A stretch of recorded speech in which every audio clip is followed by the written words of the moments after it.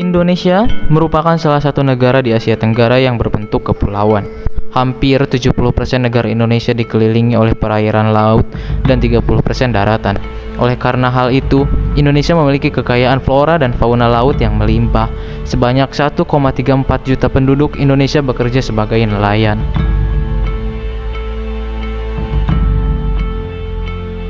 Namun, kekayaan laut Indonesia tidak hanya sebatas pada keindahan alamnya saja. Indonesia menyimpan sumber daya kelautan yang melimpah, termasuk hasil tangkapan ikan yang beragam seperti tuna, kakap merah, dan lobster.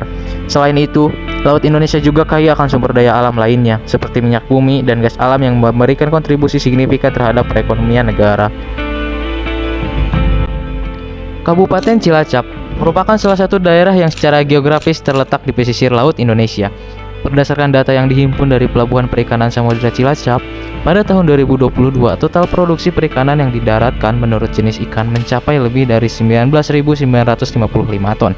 Namun, dalam prakteknya aktivitas dari penangkapan yang sampai dengan penjualan menyebabkan adanya kerusakan ikan 3-5% dari total ikan yang ditangkap atau berkisar antara 599 sampai 999 ton. Tingginya angka limbah ikan tersebut belum termasuk dalam akumulasi limbah ikan yang dihasilkan selama proses jual beli, produksi yang dilakukan industri pengolahan ikan, rumah makan seafood, dan limbah ikan dari masyarakat.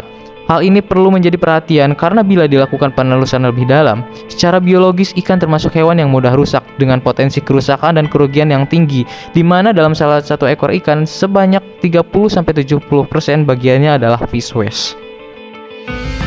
Kelurahan Cilacap merupakan salah satu daerah di Kabupaten Cilacap yang memiliki hasil ikan yang cukup tinggi. Tingginya proses produksi yang dilakukan menjadikan kelurahan ini juga memiliki potensi limbah ikan yang cukup tinggi. Beberapa limbah yang dominan dihasilkan oleh daerah ini adalah ikan yang tidak layak jual, ikan yang rusak karena mobilisasi maupun akibat paparan sinar matahari, serta limbah sisa pengolahan seperti kepala, sisik, sirip, tulang, dan jeroan ikan.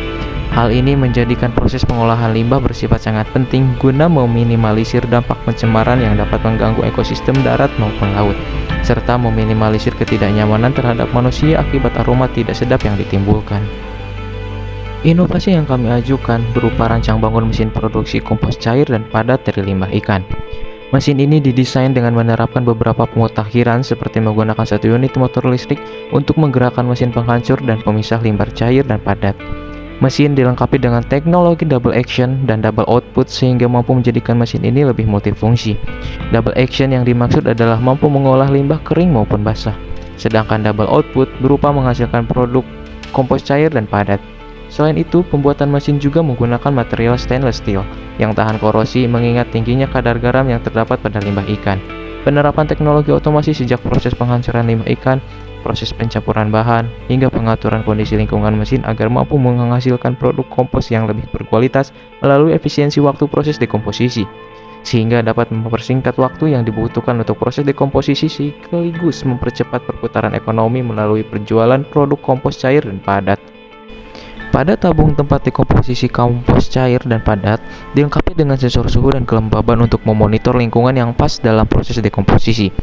Apabila terdapat sesuatu yang di luar batas toleransi seperti suhu dan kelembaban yang terlalu tinggi atau rendah, maka tabung dekomposisi secara otomatis akan menyemprotkan embun sehingga kedua parameter tadi dapat kembali normal.